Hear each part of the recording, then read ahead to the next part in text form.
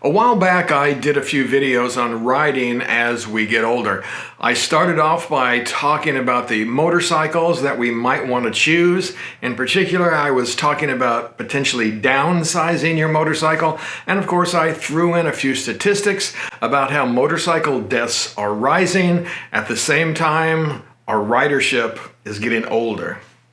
I also did a video on knowing when it's time to hang it up, because once you get into your 60s and 70s, that of course is something that everybody is going to think about.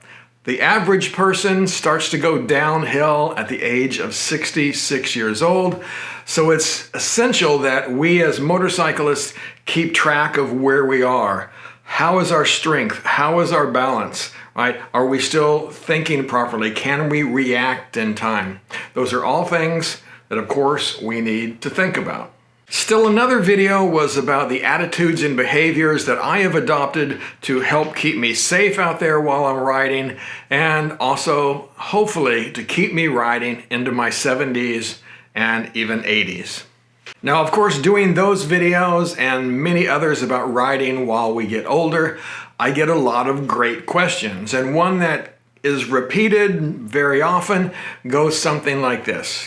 It says, hey, I am 60 years old and I am thinking about getting a bike again. I haven't ridden in about 30 years and I know that it's a lot more dangerous out there. I know there are a lot of distracted drivers, and should I get out there and do it? Should I buy the bike? Now, of course, this is a great question, and I am tempted just to say, hell yeah, go buy the bike, because riding in your 60s, 70s, and I hope into my 80s, right, is a great thing, right? You get a lot of enjoyment and it keeps you going. But the truth is that the question isn't answered that simply. There are a lot of things that need to be taken into consideration, so I thought we would dive into a few of those right here. So first, let's start with a few facts. While more than 60% of motorcycle deaths are due to a car turning into the rider's path, it is also true that the motorcyclist, in the vast majority of cases, makes no attempt to avoid the collision. About 75% of the time, the motorcycle is the striking vehicle. About half of all motorcycle crashes and more than 30% of deaths result from single vehicle accidents. Most common is the rider failing to negotiate a turn. You are far more likely to rear-end a car than you are to be rear-ended. About a third of all motorcycle deaths involve the motorcyclist having consumed too much alcohol. Now, if you don't believe me about those statistics, well, go out and read the Hurt Report and the Virginia Tech Study. They're out there online. Again, read the whole thing though. Don't just read somebody's opinion on their reports. The bottom line in looking at all of those statistics is that it isn't the other guy that is the problem. Most of the time, it's we motorcyclists, right? It's us not being able to control our bikes. So first and most important, I think, is your mental attitude. If you want to return to riding at 60 years old or older, well, you need to have the right mental attitude. And for me, that question and blaming distracted drivers for how dangerous it is out there, well, that's a big red flag.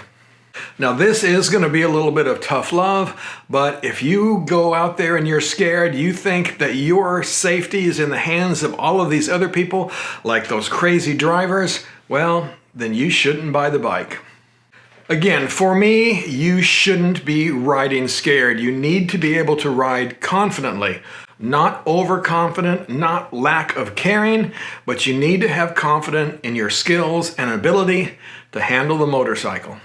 To be a good and safe motorcyclist, you need to understand a couple of things. First, no matter how much gear that you buy, you're never going to eliminate all risk. There's always going to be a little bit of risk that you have to accept. Secondly, you have to understand that the biggest thing that's going to keep you safe, going to keep you out of trouble, are the decisions that you make. And also, again, your ability to handle the motorcycle. Now look, I am not saying that I am a perfect rider. I certainly am not, right? I make mistakes. Sometimes I make poor decisions, and sometimes I don't perform a technique exactly right. But what I strive to do is to ride within my limits so that when I do make those tiny little mistakes, I can easily recover at that moment. Of course, when you first start back, you're not going to have all of those skills. So you have to understand that. You do not want to ride over your head. That is just as dangerous, if not more so, than riding when you're scared. So if you think you can just go out, buy a bike, jump on it, and not have to learn or relearn how to handle it, well, personally, I don't think you should buy it. So as a returning rider, or maybe even a new rider at 60 plus years of age, where do you go to acquire the skills necessary? Well, what you do is you first go and look and see if there's a motorcycle safety foundation class in your area. They're pretty much everywhere, or at least there are equivalent classes in every state in the United States. You can either take the beginning class if you're a new rider or it's been a long time since you rode, or they have a returning rider class where you can go and take your personal motorcycle and go through the same drills as you would if you were learning for the first time on those little 250 and 300cc bikes. Now, in some areas, you may even be able to find advanced training classes like track day classes where you can take your non-sport bike out and ride and learn to handle it in a closed course environment. You might also be able to find instructors who will take you out on a 1 or 2 day course and watch you and help you improve as you're actually riding out there on the street. Here in Massachusetts, in the New England area, we are very fortunate to have Ken Condon and Riding in the Zone, and he has both of those things available again through his website, so you can check him out there. Now, unfortunately, he's just one guy, so what he can do is limited, but you can look up in your area and find additional locations. I'm going to add a few here at the end of this little section. Now, yes, this kind of training can be expensive, but let me tell you, it goes so far, such a long way in making you a better rider. Again, I know because I've taken Ken's classes like 6 different times over the years. Now, I know a lot of my friends think I'm crazy for spending the money that I have on training, but I can tell you it's made me a much better rider. So here's a list of a few places you can check out to find advanced training, and I'll leave these in the description of the video as well.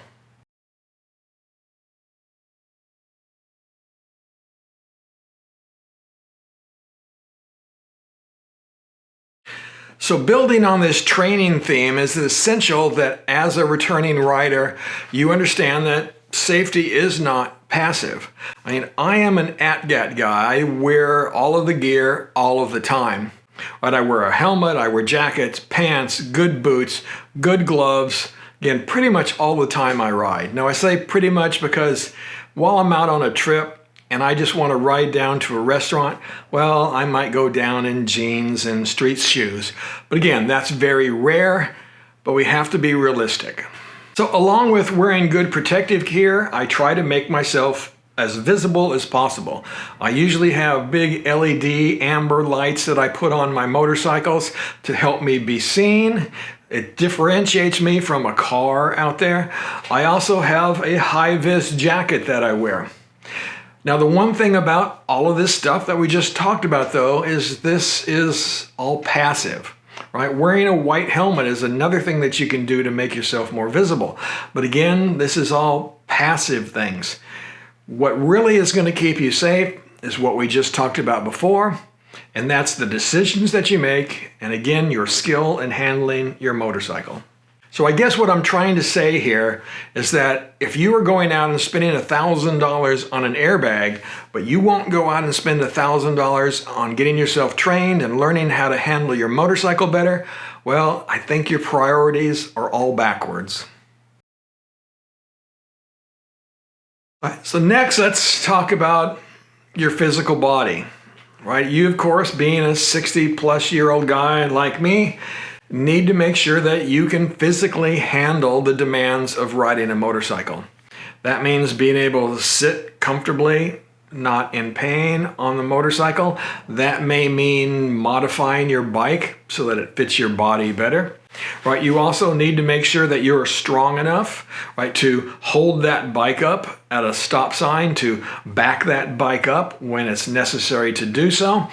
And you need to be able to balance it properly, right? So those are all things that you need to consider, right, before deciding to get back into motorcycling. Maybe it is that you need to head to the gym a little bit more often, right? Or lose a little bit of weight, make yourself a little bit stronger. I know I'm in the gym 4 times a week and trying to keep myself as fit as I can so I can keep doing the things I love to do.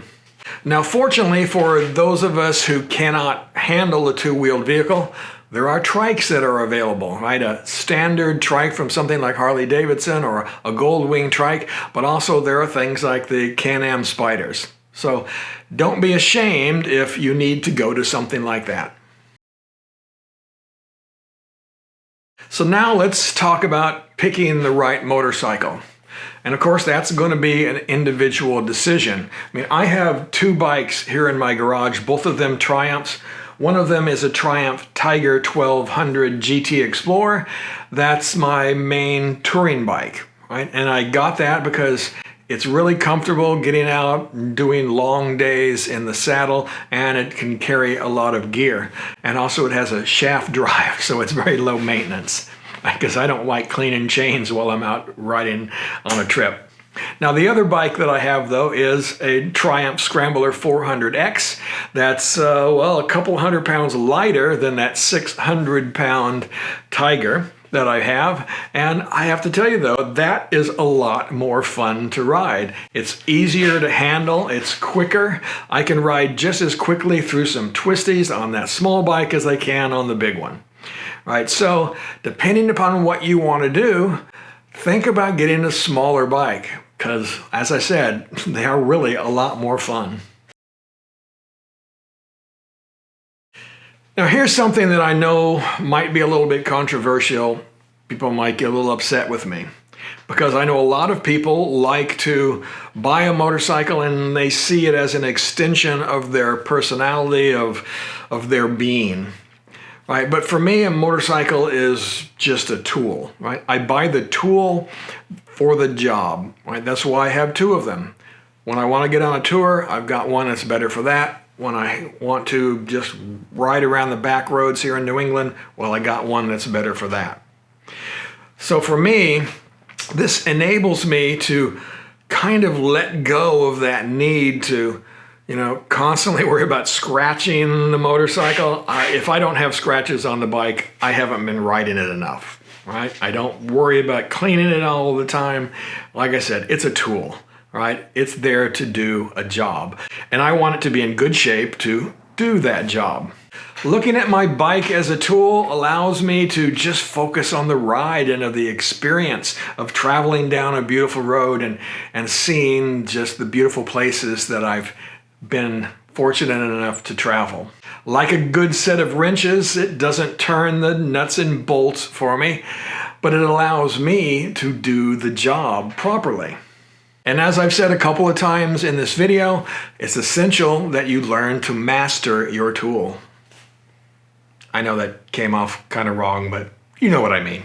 Now, I know there might be a lot of you that disagree with me out there, but for me, looking back, since I've returned to motorcycling at 46 years old, some 19 years ago now, right, these are the things that I have found that have helped me again to be a better rider and to really enjoy my travels so much more.